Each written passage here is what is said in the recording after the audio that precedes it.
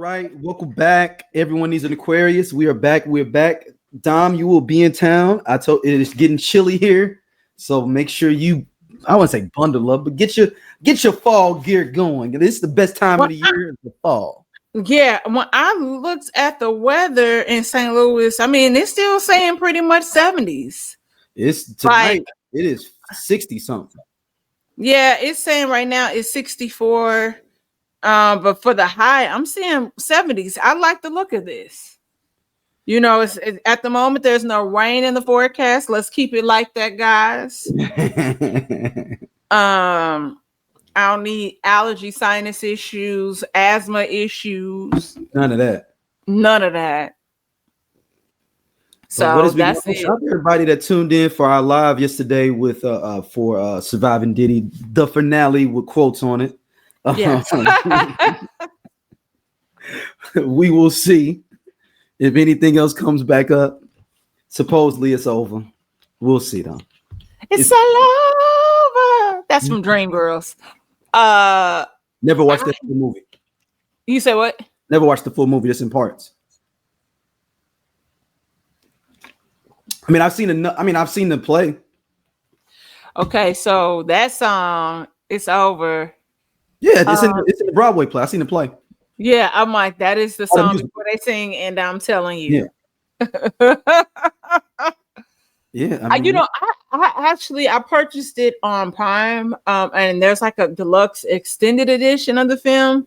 Okay. So I purchased that. So they're like, is that rumor true that she wanted to play Jennifer Hudson's part for real, but Beyonce did? That's what she really wanted to play, and they wouldn't let her? No, no. Because she wanted that role because she thought that she would get an Oscar for that Jennifer Hudson's role. I can see that, but that's not. She wouldn't have been able to play Effie. They said that she was willing to gain weight for it. But yeah, end up having to lose weight for it. No, I don't know how I can see that. Being a thing, but yeah, no. And that's no shade, but that's a different. Oh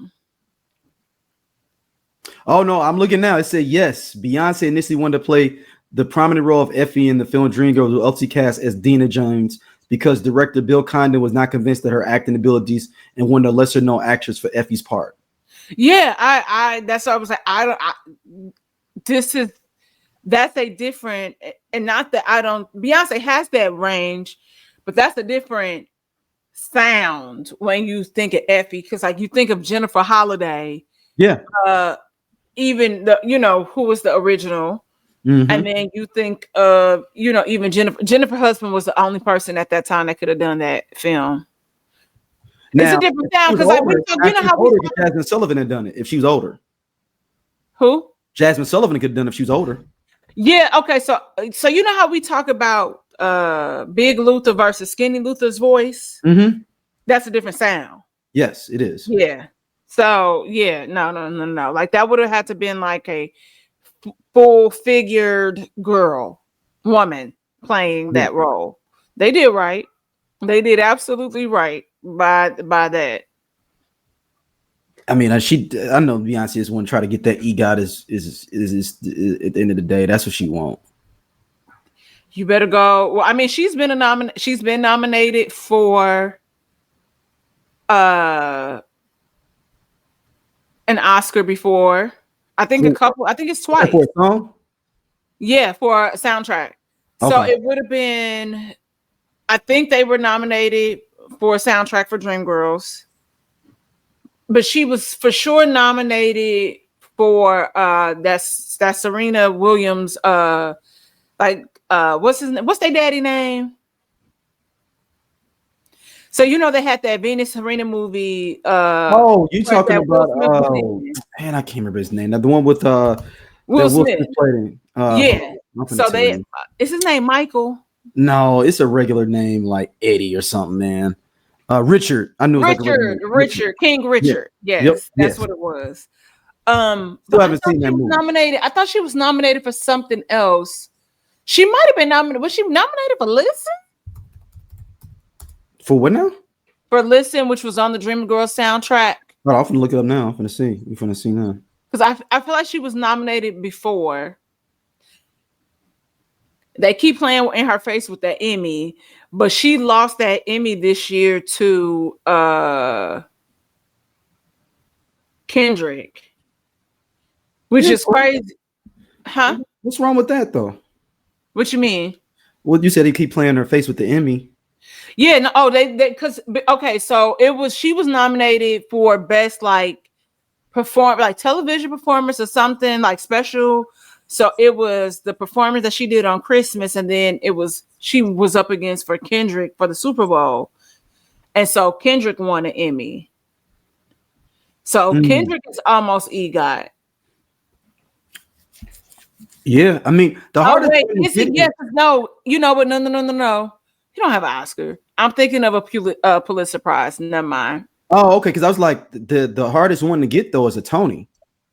Yeah, That means you gotta go. That means you gotta go on Broadway and be out there. She can go on Broadway.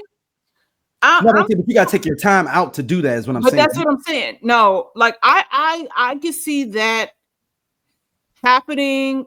But here's the thing: even if she just does like a song, it ain't like she has to. John Legend wasn't on Broadway. John Legend is EGOT because he did like a song for something. He wrote the song, right? Yeah, because was it him in Comment? No, that was something else. That was for Oscar. That was for that. Yes. Yeah, let me see. What did John Legend get a Tony for? Yeah, he got a Tony, but he wrote for something. He didn't act, but he performed something that submitted in. Yeah. Hold on. So he got an award for original score. Yeah, that's all he had to do. That's all she got to do. But I would say this: if it would be nice to see her, take her time and do that. Just if she did do a stint on Broadway, because it would make her a little stronger theatrically. Yeah, I mean, this is I give it to John Legend. Yes, he traditionally has a EGOT. Yes. But it's not, to me, the real EGOT is going head out there and being in something, not just you wrote something for it. I mean, a Tony is a Tony. Yeah, but I'm just saying, like, but that's not his. Like when Whoopi Goldberg got her EGOT, she was literally doing each one of the things to get an EGOT. But what you so now okay, now as a person, I'm just saying I'm qualifying one EGOT. Now look. Okay. As a person who had a whole conversation about John Legend last week, yes, and the lackluster show, yes. I ain't gonna take that from him because I'm not taking it from him. Broadway. Like Broadway, you're thinking, you have to think about it too from the standpoint. A lot of stuff on Broadway are like musicals, and so everybody. I get that, but you just can't write the score. Yes, and I'm supposed to be like, oh, because that's the category. Now, if Denzel got an EGOT, you be like, oh well, shit, he didn't got a motherfucking. He didn't did the whole gamut. But that's just the name of the game. That's the category that exists. It's like Cardi B faked them streams too, huh? Now I don't believe but the project is actually a good project. I don't think she did that. No. I mean fake streams. I mean like using the streams from those two older songs and putting them on the album for it can make the album count for more. So it took the WAP and that other song was already out and they moved that on the album. So those streams counted towards that album's overall sale. So when I initially looked. Yeah, WAP is on there. WAP no. It's on there. Oops. I don't want to play none so we get not. But no, they have it as a single. So those are single streams. Those aren't added. Those are now being counted again. Oh, I thought when you go, at least that's how it looks on my on my end, because it says it has different categories. So when you go to they keep updating stuff. So it'll be see more. And then popular releases. Oh man, I got it. I'm sorry. So then it goes into singles, And so you'll see it as a single. Oops. So these Okay, are he did it right thing though. He was actually in Jesus Christ Superstar too, or whatnot too on TV, NBC. So he got it. it's here as a single. It's a single. Yeah, but it's also on the album, but it's a single. I'm seeing. But is it counting towards the album? If it's that's what they're saying, that those sales count towards the overall album sales. Like, you know, have so many streams off one album. If that would be the case, then I would think by now. But okay, so her album was platinum the first week, right? Because they were saying because those songs counted from previously. I don't think that if that were the case, I think her album would be. I mean, no, it's one of those tricks that nobody realized they could do. Like similar, like when Prince did Musicology, and he would give you the album when you went to the concert, and then the RIA, or I mean, the record people was like, "You can't do that, man." But you didn't know, people didn't know they could do that. Of like, well, it's the same thing, like how they was talking about with, you know, that Nicki Minaj was bitching about when people have merch and like they have packages. Mm-hmm. So on top of I'm buying this t-shirt and the album for $40. Let's say, like, cause like that's how much it was for Beyonce. Like, so you got a shirt and an album. Those are that counts as sales. And then on top of people streaming. So people say that cheating, but I'm like, is it really? But I don't know. Like I said, like it should technically show the amount of times that was streamed on the album. It should show for each track. It should say how many times people have played it. Now, if it shows that this was played like 16 million times, okay, then this is the explanation. They said it doesn't count towards first week, but they count towards the total. So the album is going to be platinum on release. Okay. But if you look to see how many times people listen to that album, because how many times was it streamed that week outside of that? It's a really good part. I've listened to it multiple times. It's like all bops on here. Yeah, no, and look, I haven't listened to it. I really don't have no plans on it either. So maybe it's something. I'm just that guy. We know. All right, let's do a recap from real quick from last week. This Cardi B, Nicki Minaj thing has went off the hilt even more. We're around 97 now, because we were around 78 the last show, and within 1 week we got the round 97 of they back and forth. We're not gonna go through all them tweets because it was a ridiculous amount after. I mean, they were still arguing when we was recording last week. Let's just say that, and I was just like, oh wow. So ultimately, Nicki Minaj ends up telling Cardi B, like, she mentions culture and then calls her a vulture, and then mentions like calling, your mom is pregnant again with another monkey, calling them roaches, all this different types of shit, which now you're gonna make Cardi fly off the handles even more talking about her kids. Because I was like, what happened to not talking about kids? This is the second time Nicki Minaj has spoken about somebody's kids. She spoke about Beyonce's kids previously, and now you're talking about this girl's kid. And Cardi B tell her, like, well, I heard your son was like autistic, that he don't know how to talk, he don't know how to read, like da. Sidebar, Dom. Shout out to Dr. Umar Johnson, who offered to help out her kid. The end of it, if the kid was really autistic. Is he? I don't know, because you want to know why I don't know, because it's none of my goddamn business. And who gives a fuck, to be honest? Right. And so what are you doing? Hold on. So yeah. And so it was weird. So then, Cardi B took a step back and was like, she said this was the last time she was addressing Nicki Minaj. And she said that, I want to pull it up and read it word for word. I'm gonna say Cardi B final warning to Nicki. That'll pull it up. So she says, "This is my last time responding to you because this past Twitter now, I gotta see you.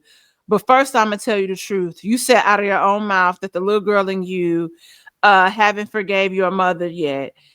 And that's because your mom used to stay silent when your dad used to touch on you every time he did that crack pipe. Jesus. I know you experienced a lot of trauma and abuse, but drugs is not going to help you. You need to go to therapy now. Pot kettle, but okay.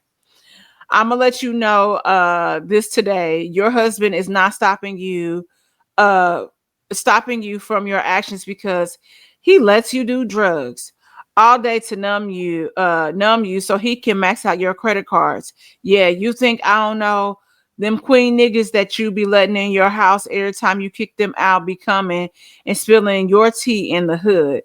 But I'm gonna be the realest person to ever tell you you need to get help, all caps. You need to heal that trauma. You always coming at people every time you see them happy because you got so much trauma and pain that you want to put on others. Your fans are gonna literally gas you up when you literally lose your goddamn mind." Podcast, we definitely discuss healing. We discuss aspects of psychology.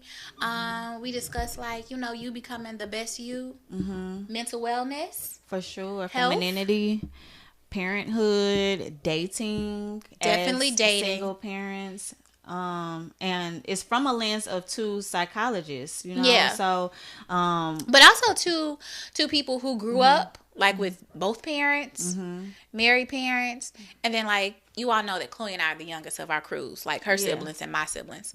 So so it's from that perspective. Yeah, looking at life through that lens. Yeah. So you're gonna get a whole lot of things from us. From us being women, going through life as parents, and all of these awesome attributes. But yes, womanology, the study of women. The study of women. You have no friends, no family.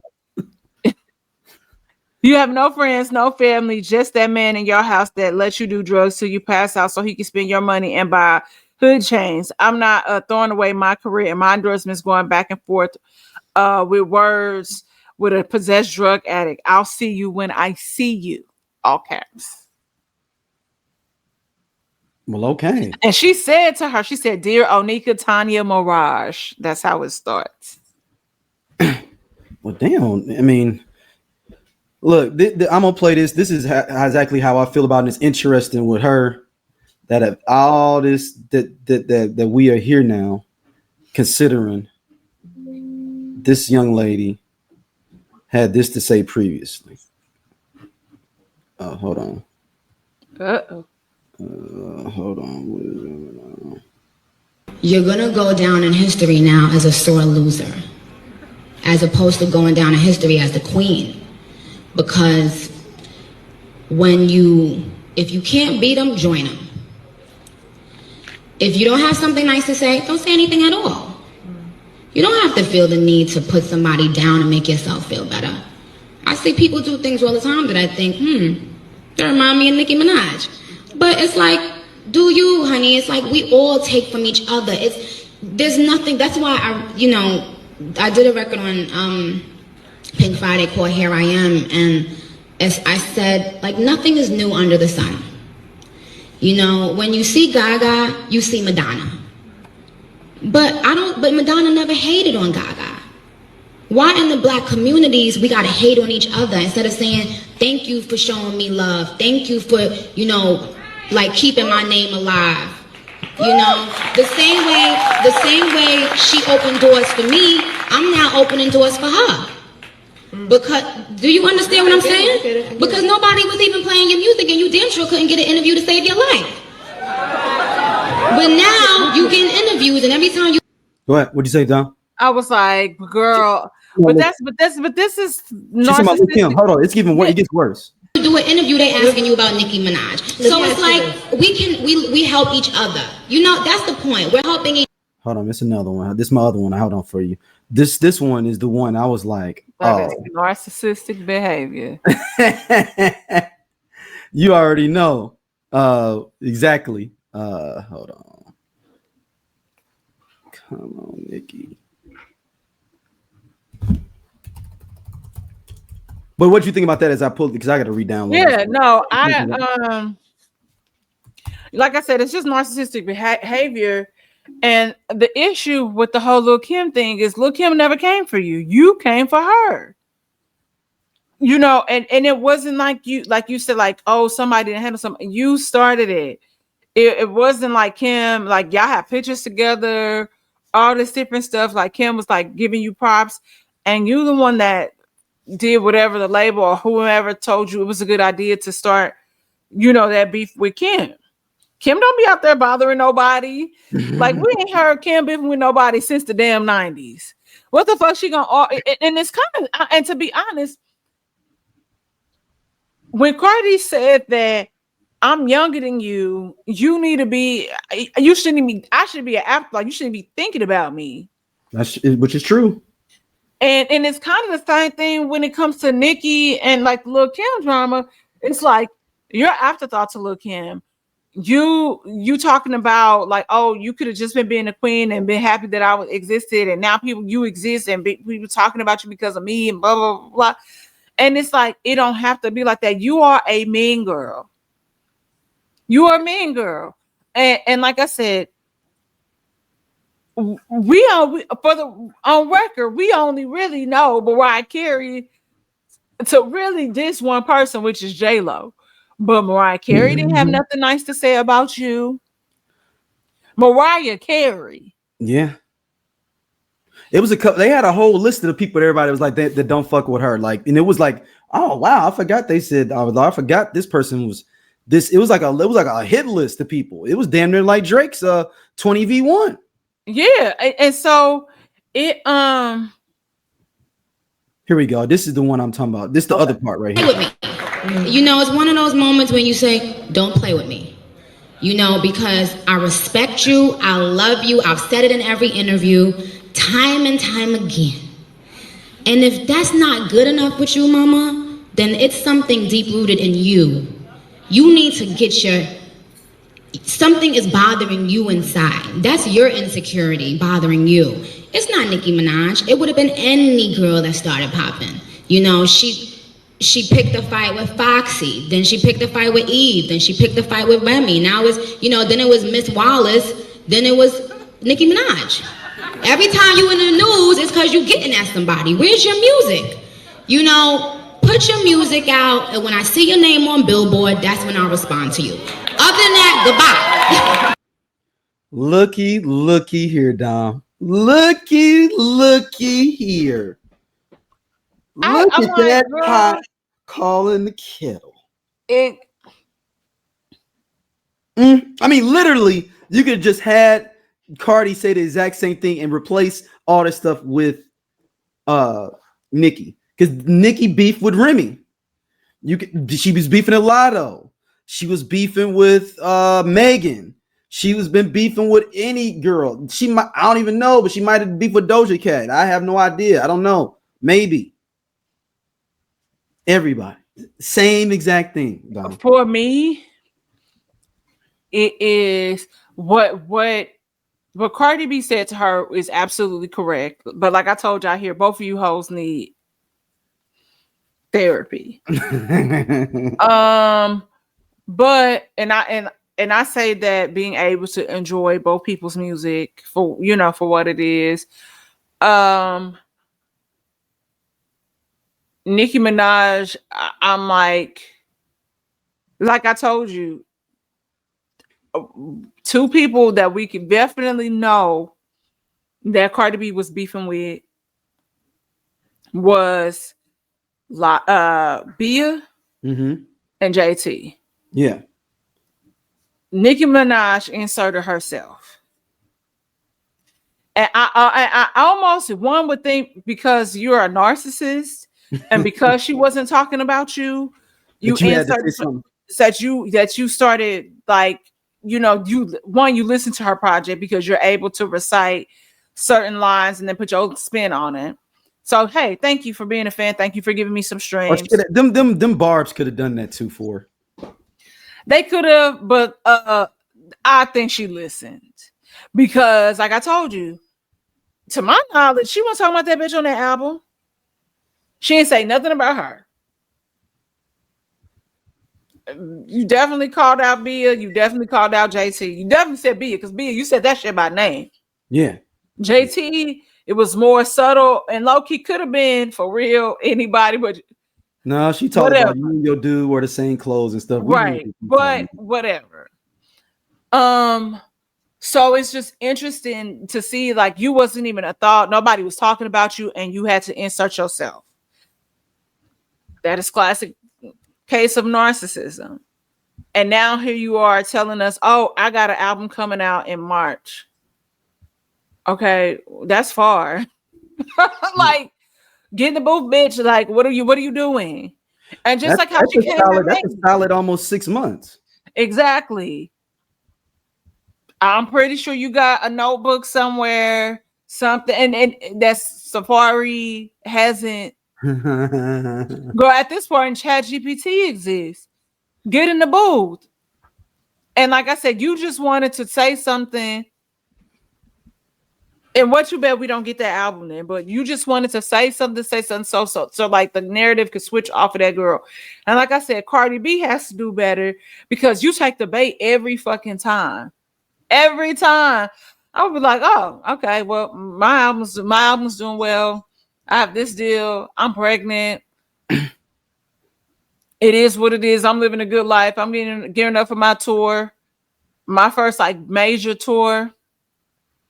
Girl, we ain't got nothing to talk about. We not in the same lane.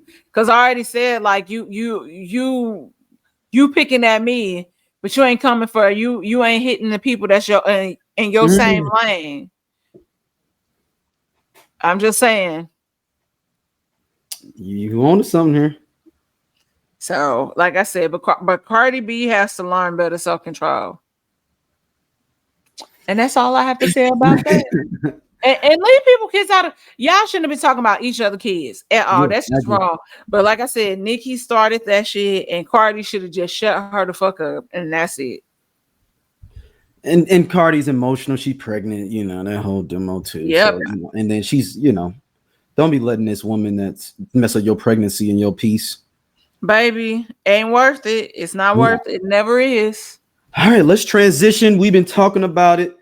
Let's discuss a little bit Reasonable Doubt season 1, episodes 1 through 4, beginning of the season. We'll come back recapping more episodes as we go through the season. Is it season 1 now? Huh? Is it season 1? No, I said season 3. My bad. Or did I say season 1? Season 3. Yeah. Sorry. If I said season 1, my bad, y'all. Season 3, episodes 1 through 4. Just to give y'all a lay ground. Spoilers ahead if you have not. Just fat, you know, it's just definitely. I have all the timestamps there for people. Just click on the next little joint that send you to the next.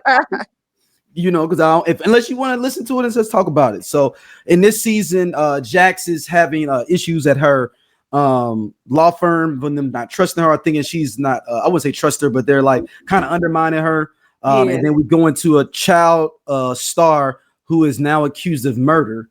Of his girlfriend that his family didn't approve and people around him didn't approve. So that's the lay of the land. Well, on top of that, you have Lewis back and forth going through finishing up the situation with what was her name? The old baby mama. That was Yes. Everybody that we don't know her character's name, but you know I'm talking about if you watch the show.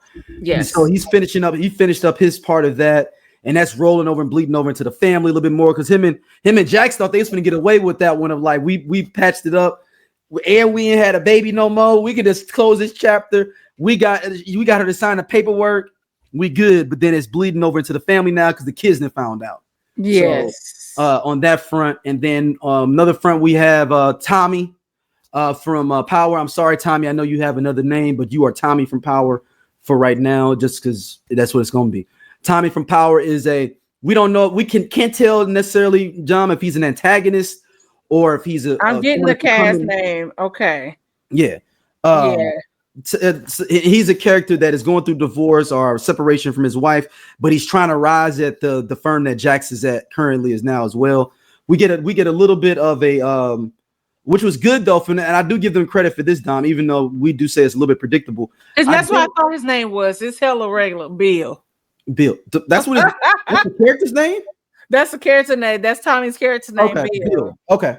Bill, that character, but then Morris Chestnut's character, we get a resolution and end with him, and he's still a part of this season, but then he's not like, just sitting around here and he's supposed to be in Chicago. It's like, all right, he came and helped her get into this with this case with this person, because I think he was his attorney originally or something along those lines, or he was connected. Corey Cash. Yeah. So nice on that with them. But what is your thoughts on it so far, Don, for these first 4 episodes? It's interesting because like we said, like it kind of starts off, we know last season and at the beginning of this episode from this season, the baby that what is her husband name? Lewis has. Yeah. We gonna call it the break baby because they technically were on a break. Yep. Technically they was on a break. And because he wasn't even living in the crib because she messed with 2 other dudes. Yeah. So it's just interesting because you get that overflow because now the mother of the baby that passed away, Tony is suing them for wrongful death for the baby passing. She went into labor prematurely. The baby was a preemie and didn't survive. So she's suing them for like millions of dollars, but then ultimately it has now been going on for like, they kind of flash forward, it's like a year. So which anybody gonna know litigation, that's a lot of time and money. You see Jax fire their attorney, and ultimately Tony goes to Lewis, and it's pretty much like, I'll drop the shit if you kind of just stay a night with me, and just so we could talk about the baby, because this has been very, very trying for me. And so for them to not have to pay out all this money, he agrees to it, though Jax is very apprehensive and reluctant for him to do this. So that ultimately comes to a close. Tony does try to make a move on Lewis, and he kind of like pushes back, like, what are you doing? But it's also, you have to remember too, like Tony, like, though she does not have this child, you are still experiencing parts of postpartum, and on top of that, grief is a lot to deal with. So they ultimately, for the most part, like you said, think that they could get away with this by not telling their kids. They haven't, I think it's just her homegirls, Jackson's homegirls, that know about the situation. But ultimately, that will eventually come to head because, like, Tony's child ends up telling Naima at school because they're like really, really good friends, and so it's this whole thing. You see Bill, like you said, you don't really kind of know what his motives are, if he is loyal to Jax or if he's just like, I'm just trying to get ahead. Right, you don't know. It's kind of like you can't tell yet. And it's weird because like he's this white guy at this law firm, and he kind of gets passed up for a potential partnership, and it's because of something, Jax said, I feel like he's not ready. And I'm surprised that Jax is honestly still at this firm, given everything and has not started her own firm with Corey. I really thought that we would be here by now, but whatever. That's weird. Now I wonder if they're gonna flip it and have him started with Bill. I think maybe because you see Bill, we're only 4 episodes in, but you see where there's a disconnect where he kind of throw her under the bus a little bit, but then he understands the method to her madness. So now he's propositioned by the other partners to really kind of get dirt on her because it's like they kind of want to push her out. Same thing that happens because you even see one of the other lawyers kind of come at her crazy. Yeah, the woman, the white girl, and the white girl lose her job. So it's like, okay, y'all do support her, but then it's just like that's because she's a partner, though. It's harder to get her up out of there. So they have to an attorney. Like that. But still, it was real quick how he was like, you need to apologize and you got to go to HR now. This is an HR issue because you taking it too far. You know, so you have that aspect of that. That's where you like kind of like dealing with Bill, and you also see Bill got a black wife.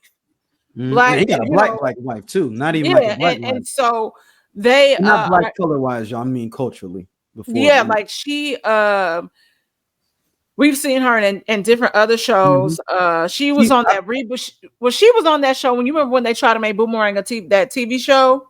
I think it was like 2 seasons. She was on there. Yeah, I just like on the Boomerang, but and so you ultimately you're seeing that dynamic of him where it's like, oh shit, because even when the partners proposition him to kind of do that, he felt like his back was up against the wall a little bit. You kind of see him kind of like, what the fuck? Like, why am I in it? Like in the words of the Nene meme, why am I in it? Like, why I gotta do it?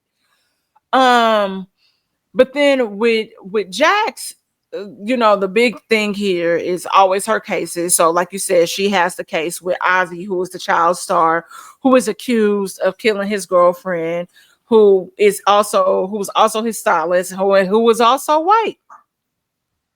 And which is a huge ordeal because you have this, white woman come up dead kind of a few miles from where his cabin is in the woods and all of this stuff. But as she takes on this case, you learn that he's experienced sexual abuse as a kid, being molested, dealing with substance abuse, and his parents have done a good job as his managers keeping that tight lip, keeping him clean, out the press, all of this stuff. So this is all new information to Jax and Bill. And like the people that work on her team that she has shared information with, that are trying to, make sure this kid gets off. I think the interesting thing about this is you're not sure if he did this or not. And he also ODs, like he relapses, and you find out that the sister was like, "Oh, I bought him the drugs because I know the dealer," and all these different things. But also we find out the other person that we found at the end of episode 4 was been giving them drugs too, which is Mercedes from P Valley. She's been giving them drugs too.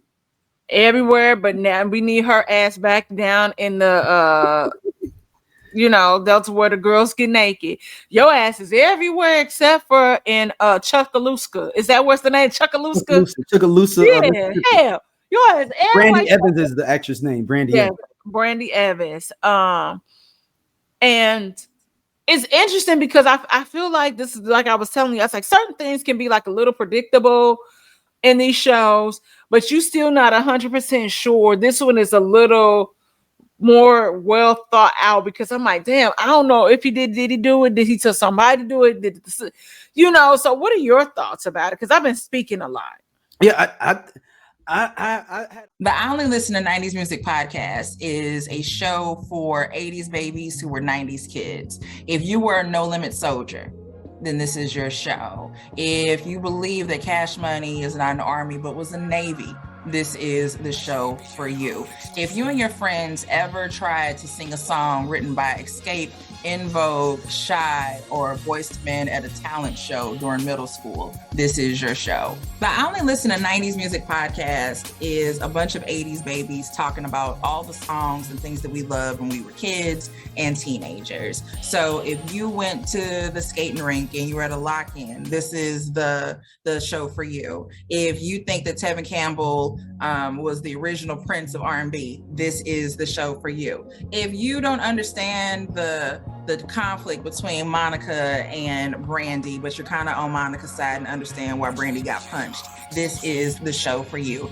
Make sure that you tune in, subscribe, click the little subscribe link, We're here. We're going to talk about all things 90s music. This is the show for you. Feeling before he said that he was messing, I was like, man, it's something about the way she talking about him.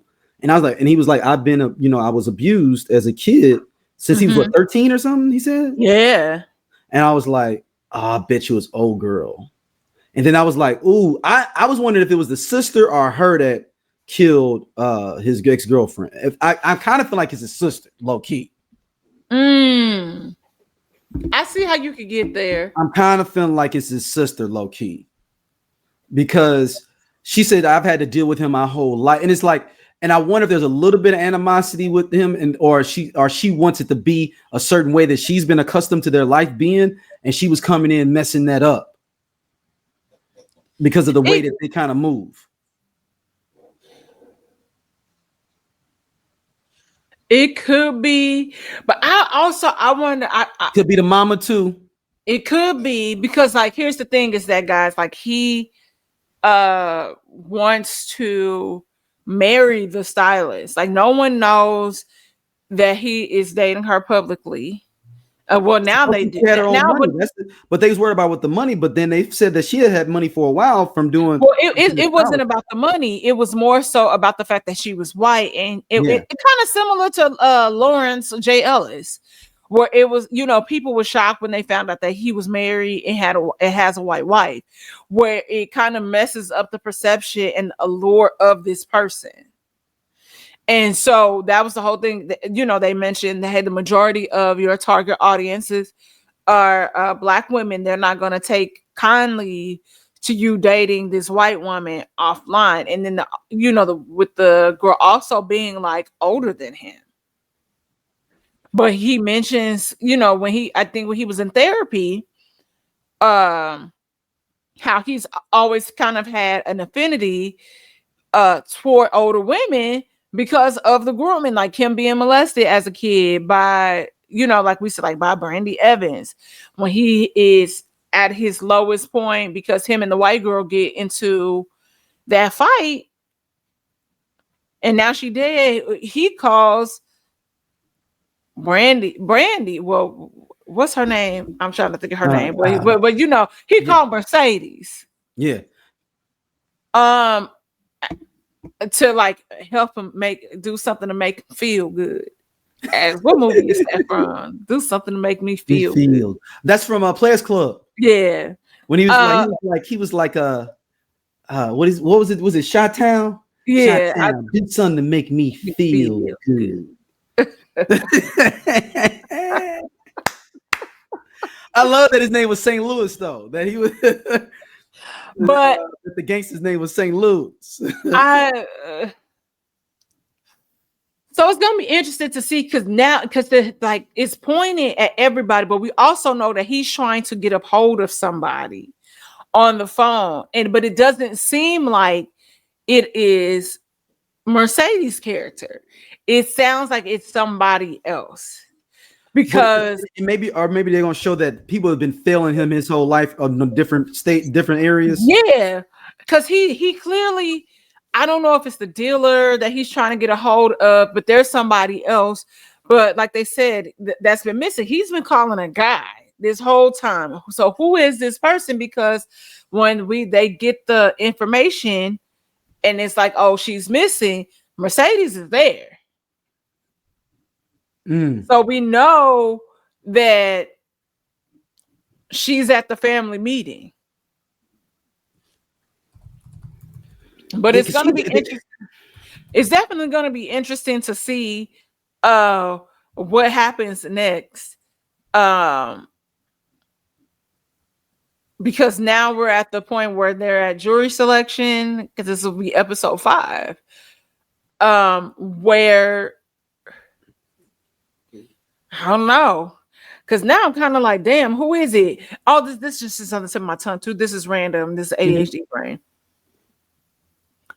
I wonder what's gonna be up with either with Jax's kids, either Spencer or Naima, because they already having issues with Naima stealing. Well, then if you remember at the beginning of episode 1, something happened to her, and they went into the room, and something happened to her, like she was passed out. But I don't know, but they don't know but they don't show if it's Naima or if it's Spencer, right?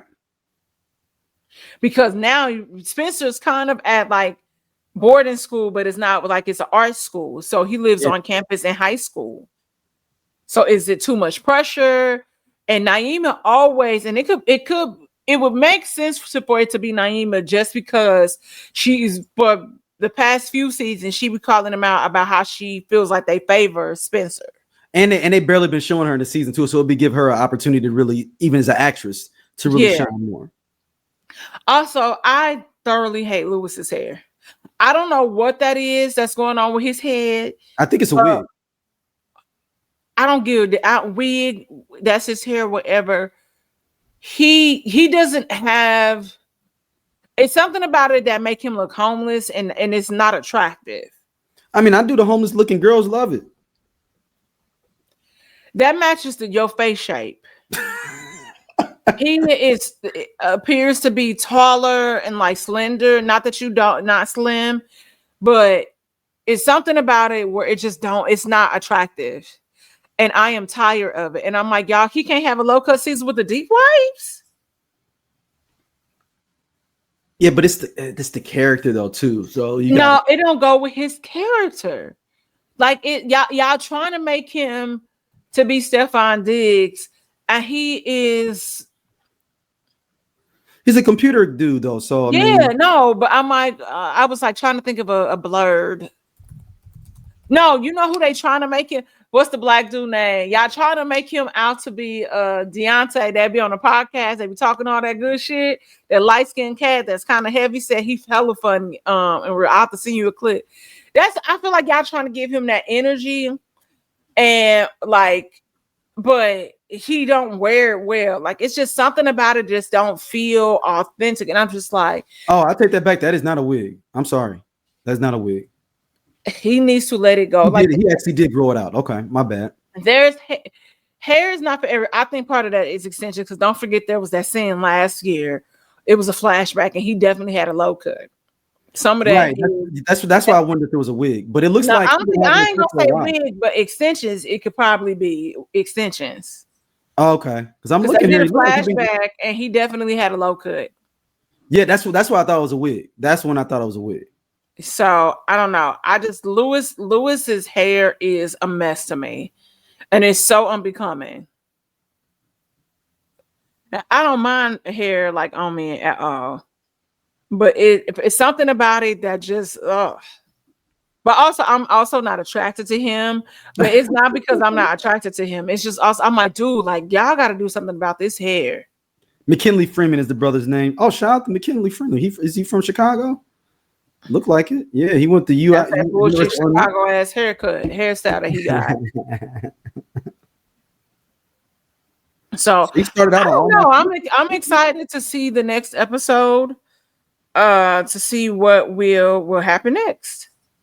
Yeah. So everybody stay tapped in with us on that. And let's with your thoughts as well on Reasonable Doubt so far, season 3 and whatnot. So let's dive into this situation with we went there. Let's all right, I'm gonna let you choose here. We can do the Kyren Lacy story. I mean, we're gonna do all these, y'all, so you ain't got to trip. These are some of these quick hitters. Kyren Lacy story, Tupac AIs getting out of hand, the Ayesha Curry or Matthew Knowles. What do you want? Like what I want to do next? Yeah.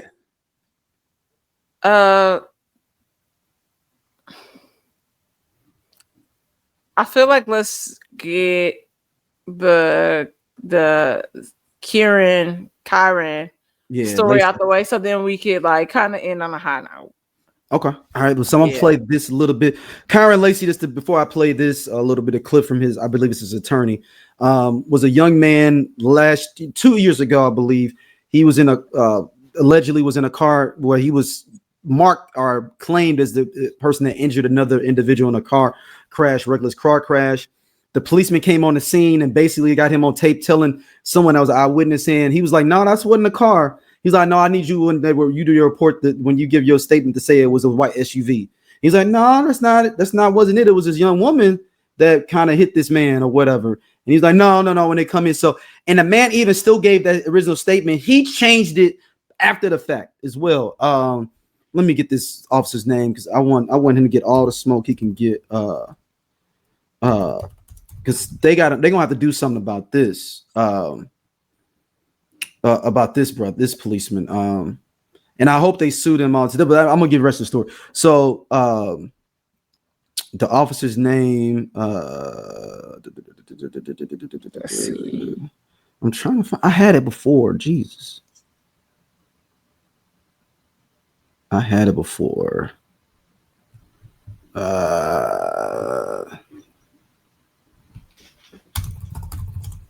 Hold on, y'all. I had it before. Jesus, man, I had it in this folder. Tyler Warner is the name of the policeman. And he was stressed out about it because they're trying to get in for manslaughter, leaving the scene of an accident, all those different things, riding 90 and something 55 as well. And they was pressuring him so much that brother went and committed suicide, man. And then you come to find out this young man, you put him through so much. And this cop being on some rogue stuff.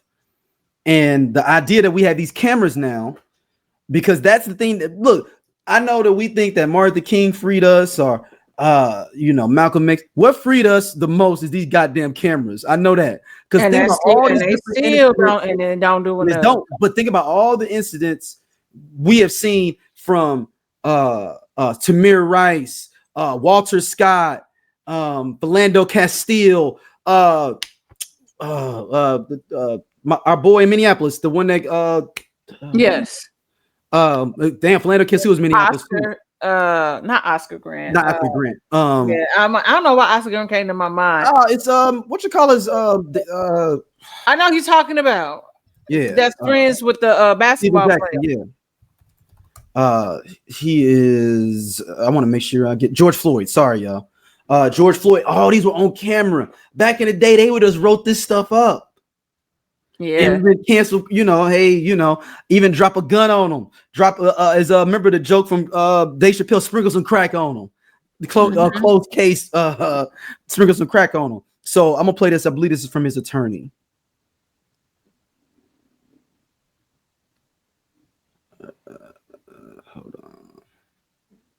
That video, you can clearly hear the suggestive nature indicating that I need you to say that you had to slam on your brakes and you had to avoid a charger. Okay, just make sure you add in there that you had to slam on your brakes and the brakes, you had to slam on the brakes to avoid that charger and the brakes locked up to avoid that charger. But then you hear Gold Truck, the witness who's the Gold Truck, what he says. And he says verbatim. I ain't skid mark or nothing. I wasn't even going for it. That lady in the back of me, she didn't know what was happening. That's how she called that record. She was running in the back of me. She pulled on the other side. And that's not it. I didn't skid marked or nothing because I wasn't even going that fast. That lady in the back of me, she didn't see what's happening. That's how she caused that wreck. She was going to run into the back of me and she pulled into the other side.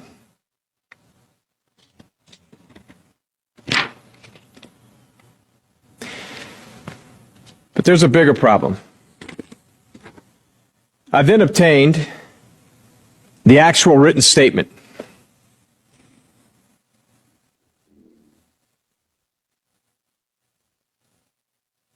And this is from the Gold Truck. This is the Gold Truck. Now, after the statement we just went through, notice I've obviously redacted names, addresses, and the cell phone number in fairness to the individual who is Gold Truck number one in oncoming traffic. See, the problem with that statement is it is in direct contravention to what was said minutes earlier. It's not written by him, and where it says signed, it's not signed, it's refused.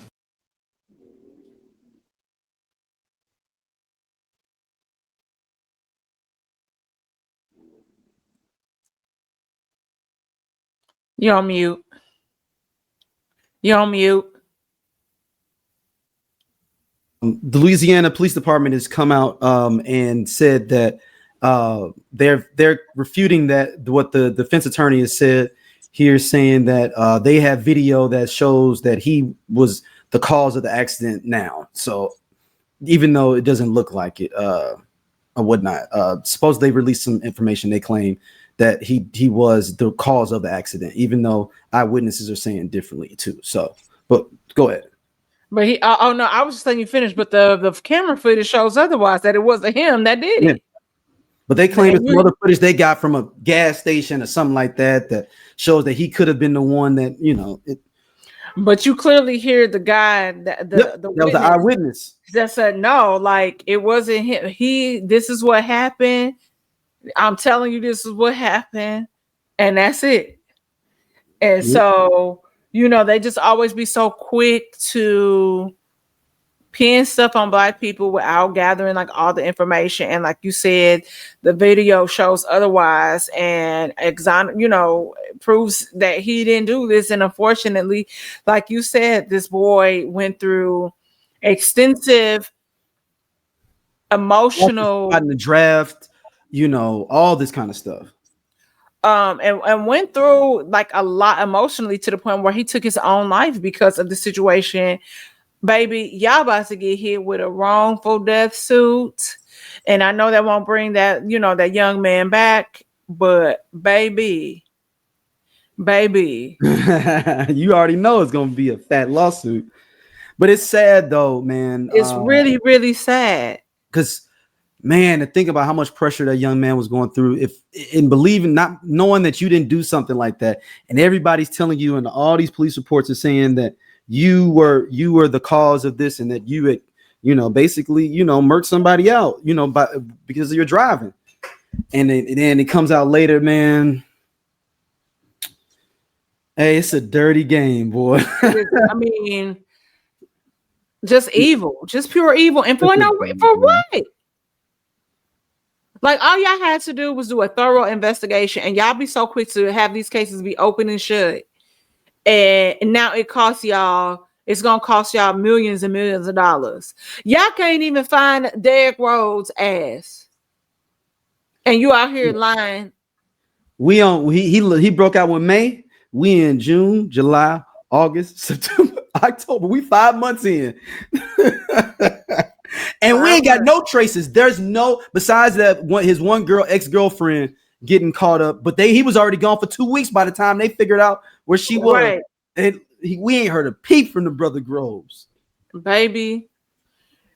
It's just really crazy. And it's just really unfortunate. It says such a bright future ahead, you know, for this young man, and just he unfortunately, you know, took his life because of somebody wanted to lie. Yeah. You wanted to rush through something. You didn't want to do a thorough investigation. You didn't take your time. And it is like he was forcing that man, though. Like, no. Say it's such and such and such.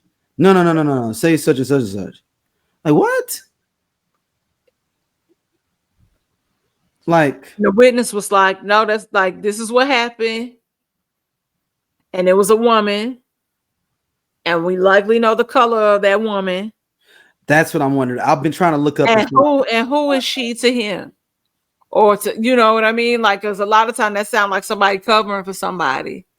Who is she to you? Like Brandy say. And don't lie to me. Don't lie to me. Who is she to you? Don't lie to me. Such a good song. So rest in peace to that young man. You know, I hope his family finds like peace and comfort, because this is just crazy.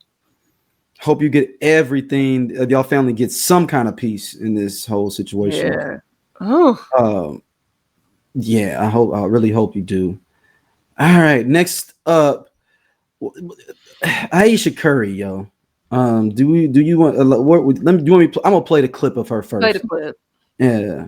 First, that everyone is up in arms about with Ayesha Curry. Want kids. I didn't want to get married. I thought I was going to be career girl, and that's it. and I had my eyes set on my goals. And I was never the little girl that like dreamt about the wedding dress and all of that. And then it happened so early in my life. Did you talk to Steph about it? He tries to resonate with me, but he just can't. And he also comes from a place of like, it's effing stupid. Like, it's not true. So why? And I'm like, but wait, like, listen to how it makes me feel. And he's like, but why does it make you feel like that? It's not real. What if DOC never got into that car accident? What if Ice Cube didn't leave NWA? What if the Game never leaves G-Unit? What if Teddy Riley never moves to Virginia? What if we got that J. Cole and Kendrick album? What if the RZA would have never had that flood? How would the hip-hop world sound today? Welcome to Hip Hop What Is, the podcast where we dive into the biggest what could have beens in hip-hop history. From iconic album delays to game-changing partnerships that never happened. We reimagine the culture we love and explore its alternative paths. And you are now at Hip Hop What Is.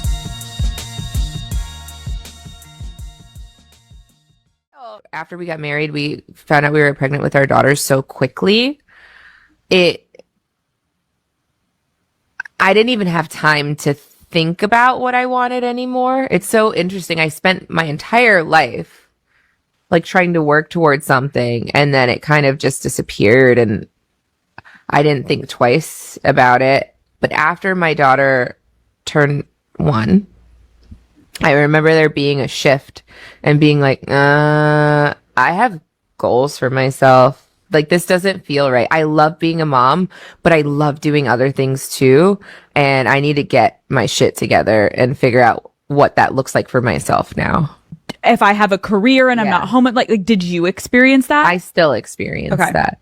I still experience that. I'm always in therapy talking about this. If you lose all of those things that were interesting about you, even for yourself, like even the things that made me feel confident and cool, then what are you doing? All right, Dom. So, okay, so we know this is taken out of context. This is her just like speaking to what she wanted for her life, like with the idea of what it was like. It wasn't like, oh, I had these kids and I didn't want to do this. It was just like that was her interpretation of what her life was going to be. But she's not wrong for saying, I didn't like. Some people don't aspire to marriage. Some people don't aspire to be mothers, and it just kind of falls onto into their laps a little bit, right? So I think it's one of those things where I think Ayesha Curry is in an interesting space because she's older now. She has 4 children, and I can't fault her for finding her voice. At some points in our lives, like we all go through this where we find our voice, we feel like we're more vocal. You are advocating for yourself and speaking up for yourself. That's what's happening here. Unfortunately for her, it's in the public eye, right? And people can say, oh, you signed up for this. I even was having a conversation. I was like, baby, you want to switch places? Because it sounds like you ain't trying to have the bills paid and you want to work to do it. We can switch for a little while. I am still unemployed and I can get my bills paid. So I think that's what's happening with Ayesha Curry. Ayesha Curry is finding her voice. She has developed a brand, and it's one of those things where, unfortunately, she's still not a big enough star where she still feels like she's in Steph's shadow, though she has a magazine, you have a restaurant. She was in a movie with Lindsay Lohan. No, she was in that movie with Jackie Long and all them too. I don't now. You said Jackie Long. Now I definitely wasn't watching that. But I know she was in a movie with Lindsay Lohan last year, like one of the first like films that Lindsay Lohan has done, and however long, which it was really cute. Love for Sale. It's called Love for Sale. Don't know what that is. Always. But So I think that's what's happening. And like you mentioned when we were talking about it offline, how long she's been with him. And you know, that's just one of those things. It's like we equate Savannah with LeBron. And so you see Savannah kind of stepping more into the forefront a little more. But there's still this aspect of Savannah, because Savannah isn't really as vocal. She's been slightly vocal about certain things, but not too much, where there's still this mystique to Savannah.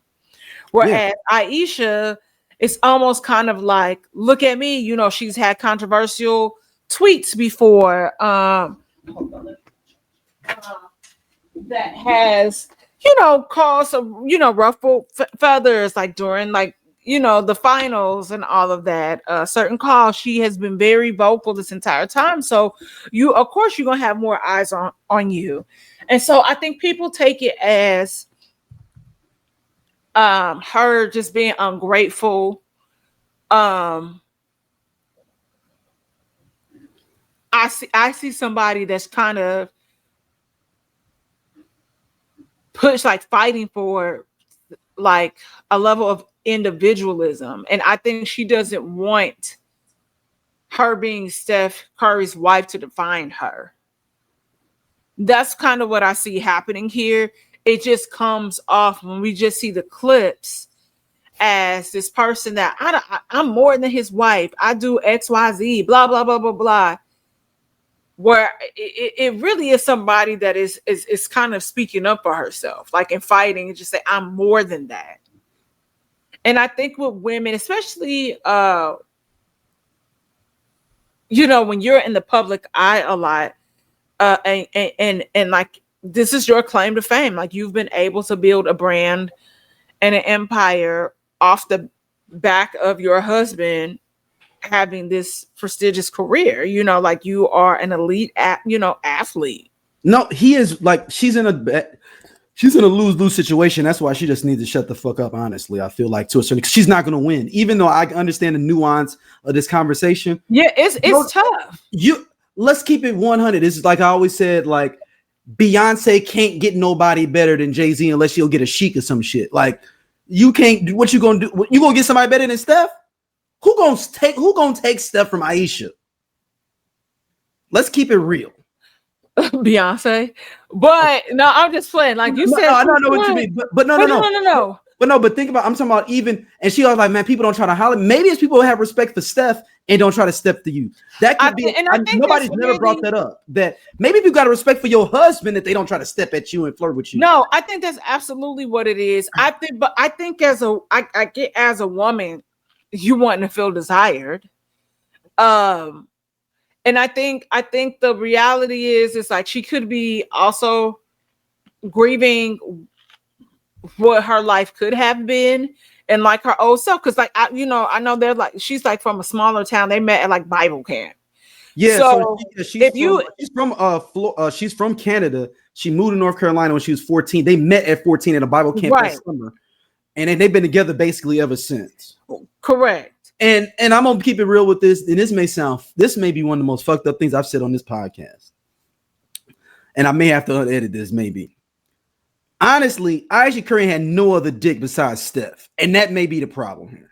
Well, so that's what I'm saying. For me, I think it's. And I know that I'm sorry if this sounds. No, that's a valid. Okay, look, that is a valid point. That's a valid point. If that is the case, right?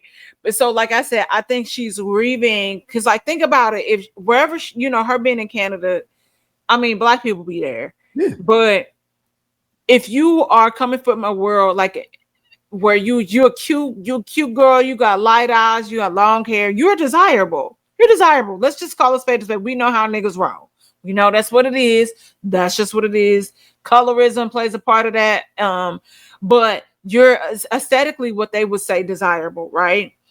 And so because people like have that level of respect for Steph, which is great, by the way. But I know how that feels as a woman. You want to be desired. You want to be attractive. Like somebody take a double look at you. I mean, the key to that, you're gonna have to cut your hair off and go blind. Like that's the key here. But I think Ayesha is just kind of like she said, she's in therapy. I think there's a part of grief that comes with that, like what you thought your life would be, where you thought you would be at this time, or thought things would be different. And you have to grieve that because that's not your life. And not to say that would never be her life, but in these chapters right now, that's just not your life. We don't know if something would happen where it is this. But she had to marry him, though. She had to. She would have been a fool not to marry, like a plum fool. But I'm not gonna say I can't. No, because that's a calculated decision. Sometimes she would. And I know people be like, "Oh, you can find." No, she would have fumbled everything she had if she did not give it, because it was right before he blew up. He had just got drafted. He had been hurt 2 seasons in a row. That third season is when it started clicking for them. I will say this as a person, like I said, that doesn't. And let me flip it. He needed her too, though. We don't know how much she contributed him to be able to get those championships as well. So I'm not trying to discredit. Yeah, it's a dynamic where each person like steps into their power to build this solid unit, right? Because I'm not going to diminish or take anything from her and say she needed to marry this person. What I'm saying is that you're what we're seeing here is a person really fully grieve what they wanted their lives to be. I thought by now that I would be in a different space, and not to say that that's not happening, but it just looks different. You know, like it's always a thing about tell God what your plan is and he'll step back and laugh. Mm-hmm. So he had a different purpose for her. And so, but she has to take a step back and just be like, damn, this is crazy. And it's not like she said, I don't love my husband. I don't love my wife. You know, I mean, not my wife. I don't love my kids or anything. It's just that I think she just wants to make her own like path. And unfortunately, that's just what it is. Like people are always going to associate her when they think of who she is. It's like, oh, Steph Curry's wife first and then ... But she wants it. I think it sounds from what I am ascertaining here, it sounds like she wants to be Ayesha Curry, the boss of, you know, Ayesha entities. Then I'm Steph Curry's wife. I'm gonna push back a little bit on everybody. This just to flip this. People were saying the same. People were saying that weren't giving the same slack to Simone Biles's dude when he said, "Oh no, I'm the prize too." Remember, we was all clowning like, "No, you knew who she was. She the prize." Why are we doing that to that brother though? And it's the similar situation. I feel like people were saying that to him. People were saying that to him, like, you should be happy with Simone Biles. Here's the difference. You had a lot of red pill guys think like how that guy from St. Louis thinks. But we don't know if he thinks like that. He just said that one statement. He was like, but it was like, oh, I didn't know who she was. You're on like an app like that is y'all met on the app. It wasn't like y'all met on Instagram. No, it's for celebrities. The app was for celebrities. Yes, that's what I was like. So that's a different ballpark. She has a profile. Blah, blah, blah, blah, blah. You can say what you want to say, whether you entertain the sport or not. At that point, at that height of her career, that girl was an international global superstar, and I just can't fuck with that. People felt like what he was trying to do was trying to diminish her. I don't think that Ayesha is trying to diminish Steph. This is her own battle that she's having with herself, but she's just being vocal about it. And to be honest, when you are a woman and you're dating a high-profile man, whether he be celebrity, athlete, whatever, somebody local, that is sometimes this what we're seeing with her. Mm-hmm. It happens, but unfortunately for her, hers is public facing. I'm not making an excuse for Ayesha. It's just Steph Curry is this and look what I just did. You see what I did? I did it. But it's also a trick, the trick bag of patriarchy here too, because we want like, you know, and it handcuffs us as men in many ways, because it's saying if a man's not doing all these different things for his wife and take care of all of that, then he's not a man. Then on the flip side of it, if you're not, you want, you know, that a woman still needs her freedom to do what she wants to do, but you can't, but you're letting the patriarchy handcuff you, because saying like, oh, well, she up under me, she doing up, and I'm not saying that's what doing at all. I'm not. Yeah. That's no, like he's a supportive dude. Like he didn't put on for a lot of different ventures. I think a lot more than a lot of other cats have, at least front facing wise, than a lot of other cats have. Yeah, I think people expect women that are in her position to be like you said, like for her to shut up and just cheer for her husband, support her family, and that just be it. Especially if the perception is that your husband is not cheating on you. He comes home to you, y'all spend, they got, you know, his breaks, y'all doing this, you know, together when he in the off season, depending on if it's the Olympics, you know, whatever. So I think that there's that perception, and it's like, I don't want that to just be my calling in life. You know, their kids are getting older. So as that happens, you know, I think a lot of women probably, like I said, they experience this as kids are getting older. They become more independent, you know, where it's like, okay, fuck, like I dedicated this percentage of my life, and it's from from birth to, like, depending on how you raise your kids. We were I was very self-sufficient at 10 years old. Like I was cooking, washing clothes, doing all this stuff, getting myself dressed, ironing, forging my mom's signature on permission slips because you would forget or she would forget to sign it, you know. So it depends on how you raise your kids. And so I would assume, yes, their kids have access to all this stuff, but it's just, I'm also preparing you for this, you know, this crazy ass world where you take a step back and just like, okay, I'm getting back to me. Who am I? What is it that I desire? What is it that I want? What does the chapter look like? Because next thing you know, Riley gonna be at college. Ryan gonna be following right behind her. What's the boy's name? Somebody named Cannon. I think maybe there's a Carter or Jack. I don't know. 3 girls, 1 boy. The last one is a boy, I think. Oh, no, it's 2 boys. It's 2 boys. Okay, so yeah, it's somebody named Cannon and it's another one. So I'm saying it's like me and Ayesha are friends, but I'm just saying that is literally women go through that because we have poured so much of ourselves into other Riley, everybody else. Ryan, Cannon, Caius. Okay, see, I was close. I was close, Ayesha. Close. And but where that happens, and so that's so when you see there's this new iteration, like Riley look just like her daddy. Shit, baby. So it's that interesting iteration of where you see. I'm not gonna maybe we'll coin it new age motherhood, where you see, you know, women that are leaning into, like, you know, if financially it allows, like having nannies, getting help, being able to take time for themselves, to nurture themselves, because that's the first thing that happens. Like when you lose yourself, you start to and doing everything else because you are focused. Oh, I have to do this, I have to do that. You lose your mind. So it's one of those key things where you're seeing like the new age mother that is like, yeah, I got kids. Or you see that flip side where you see a lot of women, if they are not with their partners, now have custody of them kids.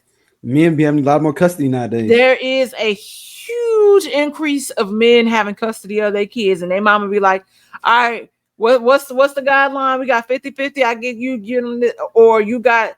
I got them on weekends. I got them on weekends. You're seeing that more because women are realizing that they deserve and require more. And that might be a controversial statement, but that's the reality. Some people aspire to be wives. Some people aspire to motherhood. I want to be I would love to get married one day. I would love to have a kid. emphasis a kid. Because I see what that requires when you have multiple kids. One is enough for me. I get overwhelmed easily, and I just be like, okay, how would I balance that, knowing that I likely, like, I have an ADHD brain.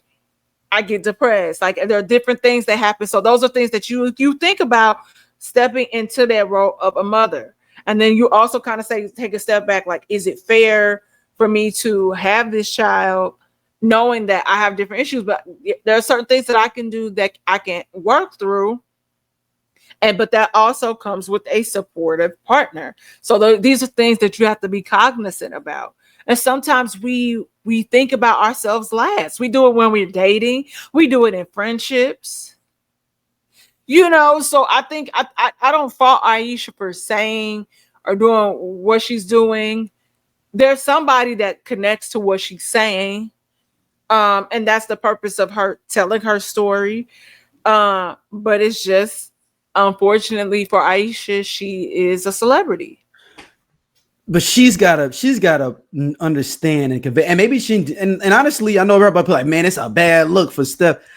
He may not give a fuck. He don't care. Obviously, he said, "Why you?" He said, hey, "Look, the season has started." He's like, "Oh, I'll catch that when I'll catch it." And honestly, maybe she don't give a fuck, and that's why it is, though. But at the same time, I do want her to be like, "Yo, you're not gonna have these conversations aren't constructive in some spaces." I'll say that. Yeah, I think it's definitely for so like Call Me Daddy was like, I don't think that was the best podcast to do it on, if that makes sense. And I get what you're saying, but it's also like if she did that with Oprah on what's the one little thing she do, the spirit, what was it, what they called with Oprah's little sit downs that she do. The Soul Sunday. Yes, now she did that on there. I was talking to Oprah and they fleshing it out and talking. I think it would have been better than because it Call Me Daddy to me. Yeah, I think the issue, we just be never mind. That's neither here nor there. I'll say that offline. Ayesha, you're welcome to my podcast, Whiskey Sour Libations and Conversations, because I see you, sis. I see where you're coming from, and I see it happen. We see it happen all the time with women. But also I live in a different, my universe is different. Yeah. Y'all gotta think she's been living this since they got married when she was like 21, 22. It is like I said, they made that 22 years. She is grieving a chapter of her life that no longer that likely will never come to be like to fruition for her.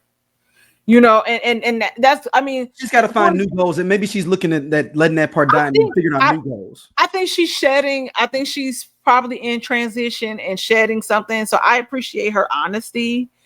And you could even speak to, like Steph's mom leaving Dale. Like leaving his father. Her being much older, and I get it. Like Wardell be in them streets, though. Yeah, so I get it. After some point, it's like your kids are older. They all doing their thing. I'm saying Wardell's a hero of mine. No, for real, dead ass. For real. No, listen. Anyway, next thing. No. Before we go to the next, Wardell needs more props. He stayed in the NBA for 14 years and averaged 12 points a game. Raised up 2-3 sons to go to the NBA. None of them in trouble. All of them going to good schools and stuff. He, kept his family together with it. Did his thing. He just wanted to hit them streets after a while. I ain't mad at him. He did everything. He did what he's supposed to do in life. Listen, that's none of my business. Some people do Shout not. Out to Wardell. We need to give specialized players like Wardell Curry more props out here. All right. Well, anybody need anything from the Megalomart? All right. These Tupac, these AI things are getting out of hand, Dom. Have you seen these Tupac ones? I'm going to play some now for everybody. I don't know why you even wasting my time playing that shit. I am some people ain't seen all this stuff. So if you are listening on audio, go on over to SOLC Network. You can actually subscribe there and see some of this, but you'll hear it as well. This is AI Tupac and different ones. Everybody in? Say Habana. Habana. Habana. Boom. Got it. Man, that's a keeper right there. We're looking sharp, fellas. Gotta get a little video too. Say, back out. Ready? Go. The seat, man. Come on, Pop. Try to keep up. I'm Doja. They sleep. Yeah, we part of Just Posted Podcast, man. The best show on this network. Come on, check, though. Seriously, man. Just Posted. It's just me and Doja sitting back talking about what the fuck going on in the world and the streets. We said labor of love. He said labor of love. I ain't say that shit. Shout out to, you know what I'm saying, everybody coming to watch, though, man. We really appreciate y'all. Holla at y'all later. Hey, man, this nigga just tall for no reason. I'm gone. And he do regular jobs. Don't forget that.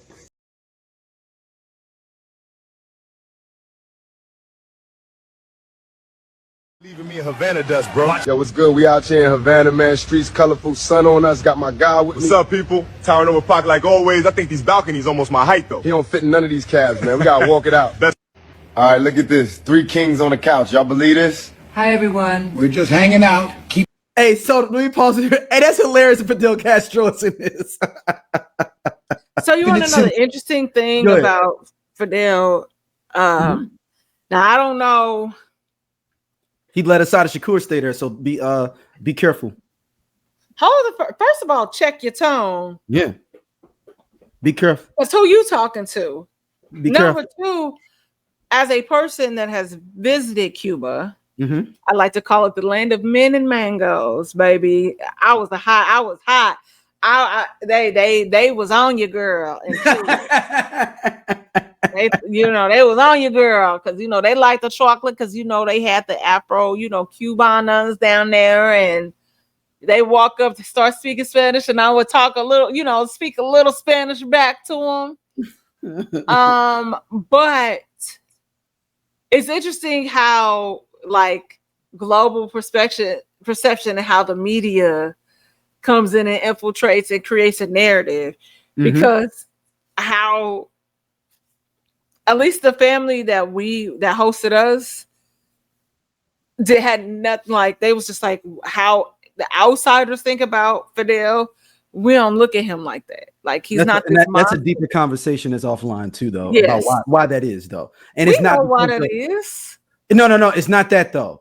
I think it's something else. I'll put in the chat. Hold on. Oh, I'd be interested for you to say that offline. Yeah, hold on. Don't you text that? Yeah, it's not gonna see on the screen. They won't see it. Oh, that's funny. I'm dead serious. That's the real thing. That's funny. Oh, well, just that first part in general. Yeah. But yeah. Simple yet historic, my friend. Salute. Okay, can you No stop? politics. Yo, what's good? Huh? This is uncomfortable. We got it. I'm uncomfortable. We gotta watch. Okay, so this is what I'm saying. Y'all don't have anything better to do than to do this, than to put Tupac in Cuba with everybody, Kobe Bryant, all these other people. So is this Cuba supposed to be y'all version of heaven? Yeah, basically. Which is cool because, like I said, land of men and mangoes. The best mango, the best papaya, and the most beautiful men you ever see in your life, ladies. Cuba. But this, y'all wasting water. Y'all already know how much water, and this is the Aquarius in me, being a humanitarian. If you're using AI for something, it could be used for so many other things. I agree. You can learn on AI. If you needed to, you could also Google and take the time to read and research. But this shit is out of control. We ain't done. I'm done. I'm turning Fan, sun on my face, and look who I just ran into. Peace, everyone. The dragon himself, Bruce Lee. No cap, this is real life. Life be full of surprises, my friend. We out here vibing, old car.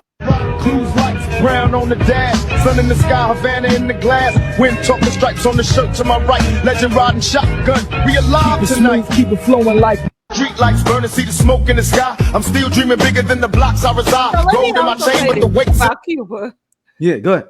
You want to know how all this stuff will have to be posted late? Because like you have to go like would have to go like to a like cafe to even use the internet.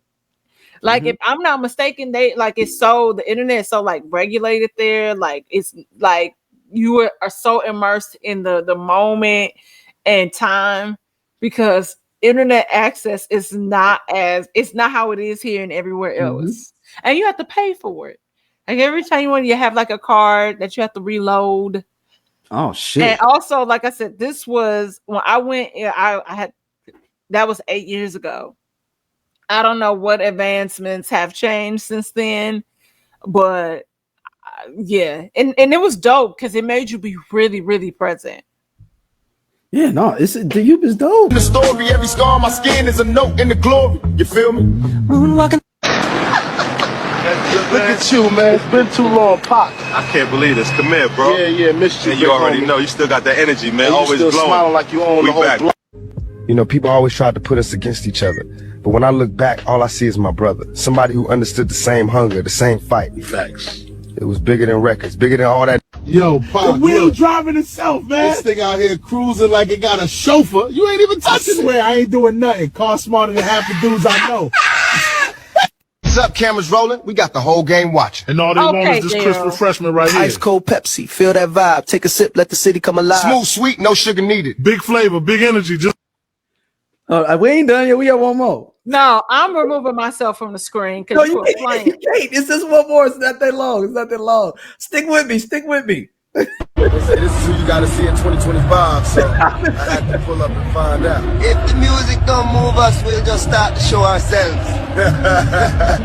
Street lights burning, see the smoke in the sky. I'm still drip gold in the glory. I in a cold world, diamond in the rubble. Keep my head high while the pavement try to double. Still every star, another map. All right, that's it, Dom. You can come back. I'm done, Dom. You can come back. I gotta add you back. My bad. Yeah, I was like typing. I was like, you gotta add me. I like the fact that you. It is getting ridiculous though. It is getting ridiculous. Daryl, I have a problem with you now because you gonna make us sit up here. I got one more. 5 minutes. Please don't. It's not a Pac though. No, I am tired of these things and all of this stuff again, wasting water because all right, people Dr. King, are bored. we've got the results right here. When it comes to 2-year-old Mason, you are not the father. Free Atlanta. Like that's when I was like, y'all gotta stop. Like anything with Dr. King, I don't play. And y'all know how I feel about Martin Luther King. Like I don't play them games. And then they got one, but then there's an app that they got that can make him like do the March on Washington speech in like as a monkey and chimp. I don't want. Yeah, that's what I'm saying. It's like it was cute and funny for the Pac stuff, like you know what I'm saying, just for the moment. But like it was just cool. It was a cool, but now it's getting ridiculous. I'm seeing Pac doing all kind of shit. They got Pac doing stand-up now. Dude, they got Pac doing stand-up. They got Pac with Mr. Rogers. They got Pac going on Mr. Rogers' Neighborhood. They got Mr. Rogers. The problem with this is, and I understand that the world is on fire. We live in America where things are very hectic, frustrated. So I can't take away from people needing like some sort of escape. There's so many other ways that you could be creative and create an escape than making AI versions of Tupac and everybody else that was in them and Martin Luther King doing gutter shit. It's so much more to life. And it's so like, and if your imagination is running wild like that, could you imagine if you took the time to make a Tubi movie? To do something else creative that removed you from like the chaos that's happening in today's society? I ain't asking for much, but I don't need that. I need AI to be making technological, like medical advancements, scientific advances, and not writing y'all dissertations and Tupac videos. Yeah, and like the Mr. Rogers stuff and all that, and this we got and you know what? We'll be done with this in a week. You know what I'm saying? Like people will be done with this. Just like remember with all the hip hop puppets and the babies. And the babies wouldn't be funny though. I'm not gonna lie. Especially that is like weird to me. I just feel like the Dame Dash. Especially the Dame Dash going off on the things that I love, like everybody don't love. But also I think that there is like, I don't know. I'll be looking at stuff different. I was like, oh, I just feel like this is just too much when it comes to babies and let babies be babies. So yeah, last up though, but everybody go check this out. Last up, you sent me this with Matthew Knowles. I'm gonna find out about this with everybody else. So let's go. Phone call because I'm not a micromanager, and they're in the projects hood ghetto in Rio, and Sony hadn't paid the gangsters, and they had to be helicoptered out of there. A whole lot you don't know, young man.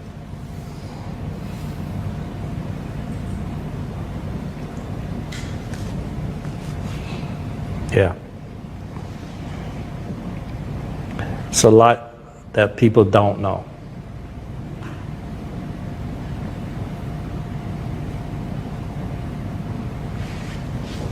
Thank you. Thank you. At least listen, we got the song, and I'm glad that everyone is saying. No, that's really what happened. I didn't. Well, no. That's why nobody talked about it. So this is Matthew Knowles with Carlos King. So lay the land out for us. I don't know what's going on. This is in regards to the infamous Beyonce. Well, Alicia Keys featuring Beyonce put it in a love song video. Okay. So Carlos King is asking why the video never came out. The crazy thing about Carlos, there's no follow-up question to say, well, what do you mean? Can you explain a little further? Like you're saying that this happened, they had to be helicoptered out. What do you mean? Because everybody else knows that there's a trailer to this video. There's a trailer to the Put It in a Love Song video, and it never comes out. Alicia Keys gets asked about this quite often, by the way. I have a reel somewhere where I just said, who is the person, the queen of holding a visual? Alicia Keys. Alicia Keys has had this video in the vault. There's a video. Now, Alicia Keys said initially, like I remember like the first time she was asked about it, I think now it's almost fucking 15 years ago, where she was like, oh, like when we were editing it, it just didn't come together how we wanted it to, blah, blah, blah, blah, blah. But there's a trailer. Back in 2020, she was also asked about this in an interview where she mentioned still having this video. And she said, I don't know, maybe we'll just put it up on Tidal one day. That was 5 years ago now. Alicia Keys, where's that fucking video? Because fuck what Matthew Knowles talking about. Y'all had enough footage where there's a teaser that's put out. So, or as Matthew saying, they didn't get a chance to film the whole video how they wanted to because they had to be helicoptered out. But still, and they was like, I think we have enough where we can still do it. But what's the tea, sis? Because we want to know. Because I ain't going for what Matthew talking about. Because I feel like we need to know that y'all even made the video. That was on Alicia Keys' website. That wasn't on Beyonce's website. Y'all tweeted that out. Somebody's lying. And that might have, and you know what? And Uncle Matthew, I ain't gonna take that from you. That very well could have happened. At this part where this particular scene, blah blah blah blah blah. People are like, oh, maybe Beyonce don't want to be true. It ain't always about Beyonce, damn it. It be about us. We're patrons. We buy into y'all brands and y'all music. Alicia Keys, where that damn video? Alicia Keys, where that? Because y'all be talking about Beyonce withholding these visuals from Act 1 and Act 2. And Beyonce be like, you're the visual, baby. That's cool. My real beef ain't with Beyonce. It's with Alicia Keys. I want to know where that video is. I want to visually put it in a love song. He said, my beef now with her is with Alicia Keys. Yeah. Fair enough. Fair enough. That's all. Shout out to the great Alicia Keys. Just come out with it. Dom just needs you to come out with it. At this point, I'm gonna make my own damn video. No, you know what? Let me not say that because she's gonna be like, "You're the visual." Nope, you can't say that to me. Beyonce already said it. Where that damn video, Alicia? Oh, where can people hit you up at? Everywhere where you social network. At St. Angeles, I downloaded Substack. I'm going to start putting things on Substack. Some of it, parts of it will be behind a paywall. What would the Substack? What's the Substack name? What is it gonna be? Oh, it's still St. Angeles. Okay, Who you trying to confuse? No. Yeah, we not in customer confusion and delusion over here. The brand is strong. Yeah. Yeah. So yeah, I'll different stuff. Gonna be recording stuff when I go home and have ideas for a lot of stuff. So I'll be putting it on there and some stuff even on my website, like a portion of it, and then for y'all to subscribe to. It'll be fun stuff that won't be on my regular social. All right, everybody. Thank you all for checking us out as always, and we'll be back. Make sure y'all like, subscribe, and share. Yes, all that good Everyone stuff. needs an Aquarius. Yep. Oh, I have a new episode that'll be dropping. By the time y'all see this, it'll probably be out. Marcus Henderson, a St. Louis native, Jennings High School alum, is on Whiskey Soured. So excited about that. And if anybody doesn't know, that's the dude that plays in Get Out as the groundskeeper. He's running, and he's in Snowfall too as the one girl's dad, next door neighbor. That's the cop.